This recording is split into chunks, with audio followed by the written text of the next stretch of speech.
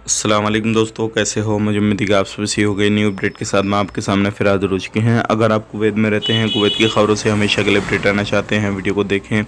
काफ़ी ज़्यादा इंपॉर्टेंट जानकारी आपको देने वाले हैं और आप लोगों को बताने वाले हैं कुछ ऐसी जानकारी जो कि आपके लिए ज़रूरी है। गिरफ़्तारी के हवाले से और आपके इलीगल लोगों के हवाले से हम बात करेंगे। चैनल को पहली बार देख रहे हैं, सब्सक्राइब कर लें और साथ ही साथ बेल आइकन ज़रूर प्रेस कर दें ताकि आने वाले वक्त में इसी तरीके से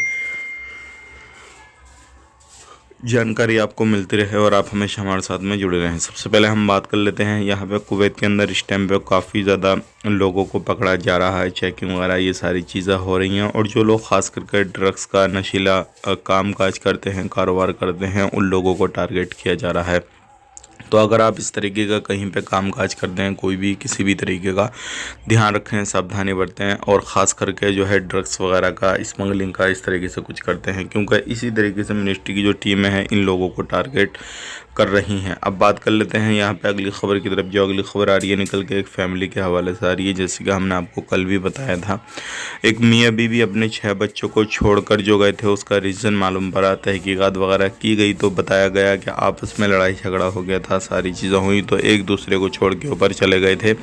लेकिन मियाँ बीवी के झगड़े में बच्चों को जो है भूखा रहना पड़ा और अब उनके ऊपर कार्रवाई करके उनके देश डिपोर्ट किया जा रहा है। तो आप अगर कहीं पर भी रहते हैं, कुछ भी करते हैं, जो वगैरह कुछ भी कर रहे हैं, तो ध्यान रखें इस तरीके से जो है ज़्यादती ना करें बच्चों पे और उनका ख्याल वगैरह रखें। आज के दौर में इस तरीके के माँ बाप भी हुआ करते हैं। अब बात कर लेते हैं यहाँ पे अगली खबर की तरफ। जो अगली खबर आ रही है निकल के वो आ रही है इलीगल लोगों के हवाले से। कुवैत के अंदर इस टाइम पे अगर बात करें इलीगल लोगों की तो काफ़ी ज़्यादा हैं, 1,30,000 के करीब इलीगल लोग बताए जा रहे हैं।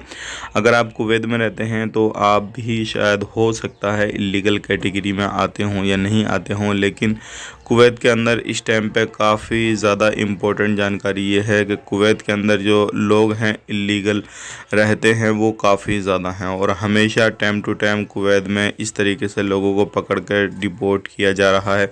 चाहे वो किसी भी तरीके से कोई भी काम काज कर रहे हैं, किसी भी तरीके से कुछ भी कर रहे हैं, तो सभी लोगों को पकड़ कर डिपोर्ट किया जा रहा है।